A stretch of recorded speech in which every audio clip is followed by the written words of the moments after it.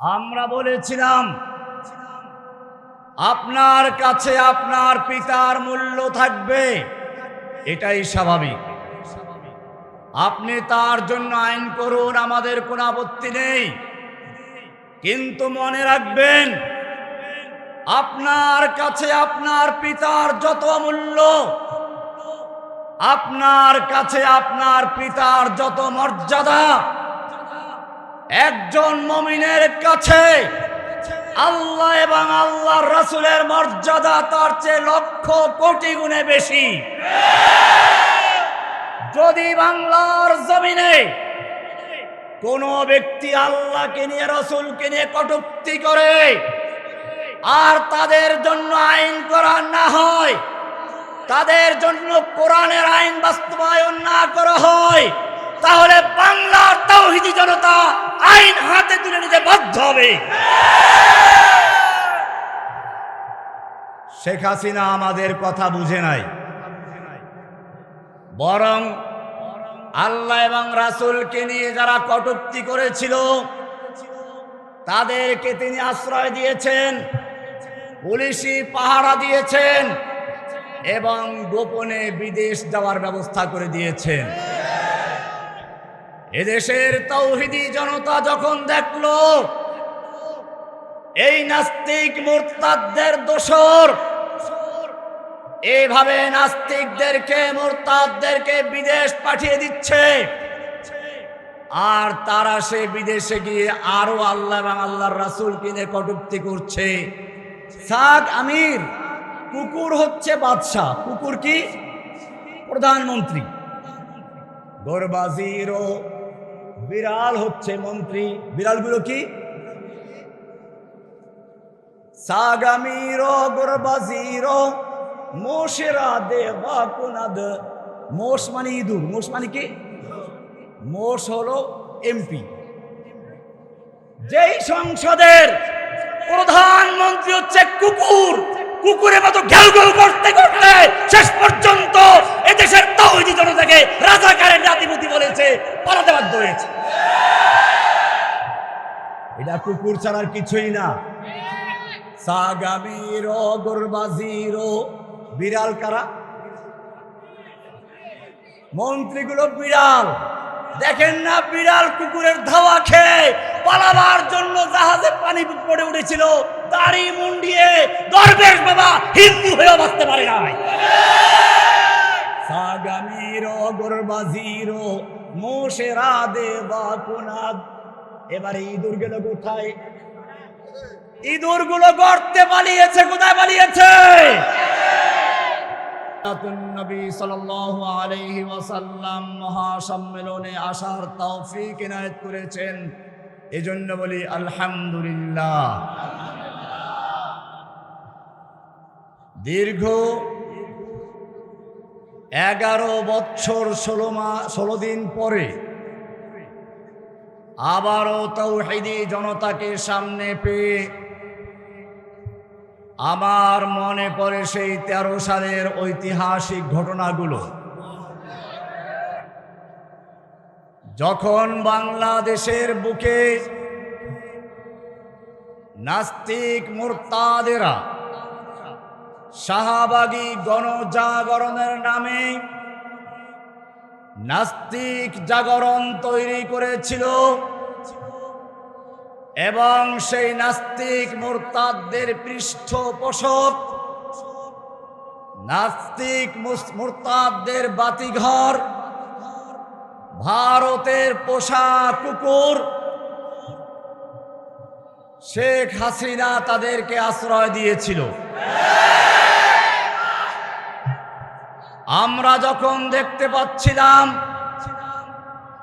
তার পিতা বঙ্গবন্ধুকে নিয়ে যদি কেউ কটূক্তি করে, তার জন্য প্রথমবার 14 বছরের সাজা ঘোষণা করা হয়েছিল। দ্বিতীয়বার যদি কেউ করে তাহলে যাবজ্জীবন সাজার ব্যবস্থা করা হয়েছিল। আমরা বলেছিলাম আপনার কাছে আপনার পিতার মূল্য থাকবে, এটাই স্বাভাবিক। আপনি তার জন্য আইন করুন, আমাদের কোনো আপত্তি নেই। কিন্তু মনে রাখবেন, আপনার কাছে আপনার পিতার যত মূল্য, আপনার কাছে আপনার পিতার যত মর্যাদা, একজন মুমিনের কাছে আল্লাহ এবং আল্লাহর রাসূলের মর্যাদা তার চেয়ে লক্ষ কোটি গুণে বেশি। যদি বাংলার জমিনে কোনো ব্যক্তি আল্লাহকে নিয়ে রাসূলকে নিয়ে কটূক্তি করে আর তাদের জন্য আইন করা না হয়, তাদের জন্য কোরআনের আইন বাস্তবায়ন না করা হয়, তাহলে বাংলার তাওহীদি জনতা আইন হাতে তুলে নিতে বাধ্য হবে। শেখ হাসিনা আমাদের কথা বুঝে নাই, বরং আল্লাহ এবং রাসূলকে নিয়ে যারা কটূক্তি করেছিল তাদেরকে তিনি আশ্রয় দিয়েছেন, পুলিশি পাহারা দিয়েছেন এবং গোপনে বিদেশ যাওয়ার ব্যবস্থা করে দিয়েছেন। এদেশের তাওহীদি জনতা যখন দেখলো এই নাস্তিক মুরতাদদের দোসর এইভাবে নাস্তিকদেরকে মুরতাদদেরকে বিদেশ পাঠিয়ে দিচ্ছে আর তারা সে বিদেশে গিয়ে আরো আল্লাহ এবং আল্লাহর রাসূলকে নিয়ে কটূক্তি করছে, তখন এদেশের কিছু তাওহীদি জনতা আশিকে রাসূল যারা সত্যিকারে নিজের জীবনের চেয়ে আল্লাহ এবং আল্লাহ রাসূলকে ভালোবেসেছে, জীবনের ঝুঁকি নিয়ে নাস্তিক মুরতাদদের চিরস্থায়ী ভিসা দিয়ে কবরে পাঠিয়ে দিয়েছে।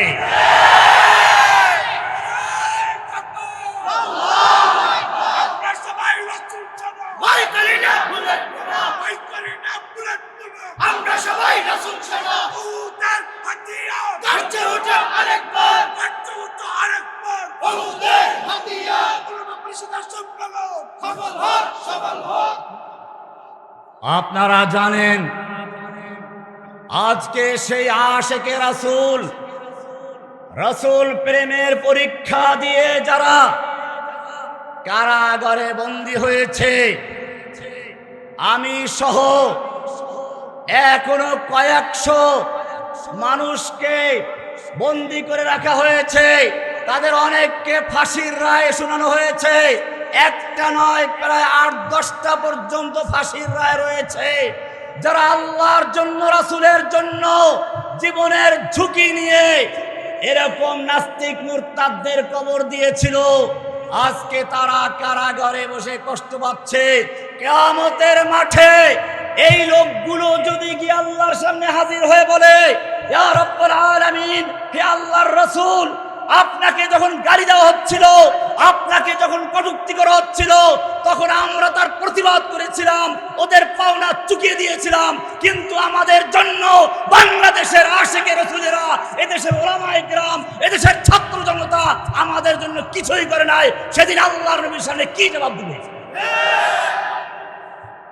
ভাইয়েরা আমার, আজকে আমরা এই প্রোগ্রাম করছি এমন একটি মুহূর্তে, বিশ্বের যে কোনো দিকে তাকাই একটাই চিত্র ফুটে উঠে, সমস্ত ইহুদি খ্রিস্টান নাস্তিক মুরতাদ ঐক্যবদ্ধ হয়ে মাঠে নেমেছে মুসলিম জাতির নাম ও নিশানাকে পৃথিবীর মানচিত্র থেকে মুছে ফেলার জন্য। কিন্তু মনে রাখবেন, আজকে ফিলিস্তিনি মুসলমানদের পাখির মতো গুলি করে হত্যা করা হচ্ছে, কাশ্মীরি মুসলমানদের হত্যা করা হচ্ছে, চায়নার জিনজিয়ারের মুসলমানদেরকে উন্মুক্ত কারাগারে বন্দী করে রাখা হয়েছে, আরাকানের মুসলিমদের বাড়িঘর পুড়িয়ে দেওয়া হয়েছে, হত্যা করা হয়েছে। লক্ষ লক্ষ আরাকানি মুসলিম আজ বাংলাদেশে আশ্রয়হীন অবস্থায় রয়েছে। চতুর্দিক থেকে ফরিয়াদ চলছে, বাংলাদেশের কারাগারগুলোর থেকে আওয়াজ আসছে। কোরআন বলছে, ওয়ামা লাকুম লা তুকাতিলুনা ফি সাবিলিল্লাহ ওয়াল মুস্তাদআফিনা মিনার রিজালি ওয়ান নিসাই ওয়াল বিলদান الذين يقولون ربنا أخرجنا من هذه القرية الظالم أهلها ওয়াজআল লানা মিন লাদুনকা ওয়ালিয়্যান ওয়াজআল লানা মিন লাদুনকা নাসীরা। আল্লাহ তাআলা বলছেন, ওয়া মা লাকুম, তোমাদের কি হলো ওহে আশিকে রাসূলেরা, ওহে বাংলাদেশের তাওহীদি জনতা, ওয়া মা লাকুম, তোমাদের কি হলো, লা তুকাতিলুনা ফি সাবিলিল্লাহি, তোমরা আল্লাহর রাস্তায় যুদ্ধ করছো না, লড়াই করছো না। কাদের জন্য? ওয়াল মুস্তাদআফিনা মিনার রিজাল ওয়ান নিসা ওয়াল বিলদান। অথচ অসহায় পুরুষেরা, অসহায় শিশুরা, অসহায় নারীরা ফরিয়াদ করে বলছে, রব্বানা আখরিজনা মিন হাযিহিল ক্বরিয়াতিজ যালিমি আহলুহা, হে আমাদের রব, তুমি আমাদেরকে জালিম অধ্যুষিত জনপদ থেকে রক্ষা করো। ওয়াজআল লানা মিন লাদুনকা ওয়ালিয়্যা, আমাদের জন্য তোমার পক্ষ থেকে পাঠাও ন্যায়নিষ্ঠবান নেতা, আমাদের উদ্ধারকারী। ওয়াজআল লানা মিন লাদুনকা নাসীরা, আমাদের জন্য পাঠাও তোমার পক্ষ থেকে সাহায্যকারী। এ ফরিয়াদ ধ্বনিত হচ্ছে কাশ্মীর থেকে, এ ফরিয়াদ ধ্বনিত হচ্ছে ফিলিস্তিন থেকে, আরাকান থেকে, উইঘুর মুসলিমদের পক্ষ থেকে, বাংলাদেশের কারাগারগুলো থেকে। আল্লাহর ভাষায় এই ফরিয়াদের জবাব দেওয়ার জন্য তোমাদেরকে প্রস্তুত হতে হবে। কবি ইকবাল তাই বলেছেন, ফির তুঝে একবার করনি है जहां की रहबरी, उठ खुदा के नाम लेकर फिर आलमपुर दारबान। হে যুবকেরা, আবার তোমাদেরকে সেই বিশ্বের নেতৃত্ব দেওয়ার জন্য এক হাতে কোরআন আর এক হাতে তলোয়ার নিয়ে ময়দানে ঝাঁপিয়ে পড়তে হবে। फिर तुझे एक बार करनी है जहां की रहबरी, उठ खुदा के नाम लेकर फिर आलमपुर दारबान। আবার সেই ইসলামের ঝান্ডা হাতে নিয়ে ময়দানে ঝাঁপিয়ে পড়ো। জেনে রাখো, তোমার সামনে বাধার পাহাড় আসবে, পরীক্ষা আসবে। পরীক্ষা সকলেরই এসেছে, মনে রাখতে হবে। আল্লাহর রাসূল সাল্লাল্লাহু আলাইহি ওয়াসাল্লাম বলেছেন, আশাদ্দুন নাসে বালাআন আল আম্বিয়া, সবচেয়ে বেশি পরীক্ষার সম্মুখীন হন আল্লাহর সবচেয়ে বেশি নিকটবর্তী যারা, তারা নবীরা প্রথম, আল্লাহর সবচেয়ে বেশি প্রিয়, তারা সবচেয়ে বেশি পরীক্ষার সম্মুখীন হন। এরপরে ঈমানের ধাপ অনুযায়ী আপনারা জানেন, যুগে যুগে বড় যারা আল্লাহর প্রিয় লোক ছিলেন সকলেই কারারুদ্ধ হয়েছেন। আমাদের ইমামে আযম আবু হানিফা রাহমাতুল্লাহি আলাইহি কারাবন্দী ছিলেন। কোন কোন বর্ণনা মতে তিনি কারাগারে মৃত্যুবরণ করেছেন। কেউ কেউ বলেছেন কারা থেকে মুক্ত হয়ে তিনি গৃহবন্দী অবস্থায় মারা গেছেন। ইমামে আহমদ বিন হাম্বল রাহমাতুল্লাহ আলাইহি কারাবন্দী ছিলেন। ইমামে ইবনে তাইমিয়া রাহমাতুল্লাহ আলাইহির লাশ কারাগার থেকে বের হয়েছে। আমাদের দেওবন্দের বড় বড় উলামায়ে কেরামগণ জেল খেটেছেন। আপনারা জানেন, ইংরেজ বিরোধী আন্দোলনের নেতৃত্ব দিয়েছিল উলামায়ে দেওবন্দ। হুসাইন আহমদ মাদানী রাহমাতুল্লাহি আলাইহি ইংরেজদের বিরুদ্ধে দিল্লিতে ভাষণ দিবেন। ইংরেজ সরকার হাসিনার মতো গুলির অর্ডার জারি করে দিয়েছিল। হুসাইন আহমদ মাদানী রাহমাতুল্লাহি আলাইহি সেই কারফিউ ভঙ্গ করে লাল কেল্লার সামনে গিয়ে হাজির হলেন। আর দেখতে পেলেন চতুর্দিকে রাইফেল নিয়ে পুলিশ দাঁড়িয়ে আছে। তিনি বললেন, আমি শুনেছি এই সাদা কুকুরের দল ঘোষণা করেছে ওদের বিরুদ্ধে বক্তব্য দিলে তাকে গুলি করা হবে। আমি মাদানী হাজির হয়েছি, করো গুলি। এই বলে তিনি তার শেরওয়ানির বটম খুলে দিয়েছিলেন। সঙ্গে সঙ্গে সমস্ত পুলিশদের হাত থেকে রাইফেলগুলো ঝরঝর করে পড়ে গিয়েছিল। তিনি 2 ঘন্টা বক্তব্য দিয়েছিলেন। বক্তব্যের সূচনা ছিল এরকম, সাগামিরো গুরবাজিরো মোশেরা দেবা কুনাদ ইচনি আরকানে দৌলত মুলকেরা বীরা কুনাদ। সাগ আমির, ফার্সি যারা জানেন তারা ভালো করে জানো ছাত্ররা। সাগ মানে কি? সাগ মানে কুকুর। সাগ আমির, কুকুর হচ্ছে বাদশাহ, কুকুর কি? প্রধানমন্ত্রী। গোরবাজিরো বিড়াল হচ্ছে মন্ত্রী। বিড়ালগুলো কি? সাগামিরো গোরবাজিরো মোশেরা দেবা কুনাদ। মোষ মানে ইঁদুর। মোষ মানে কি? মোষ হলো এমপি।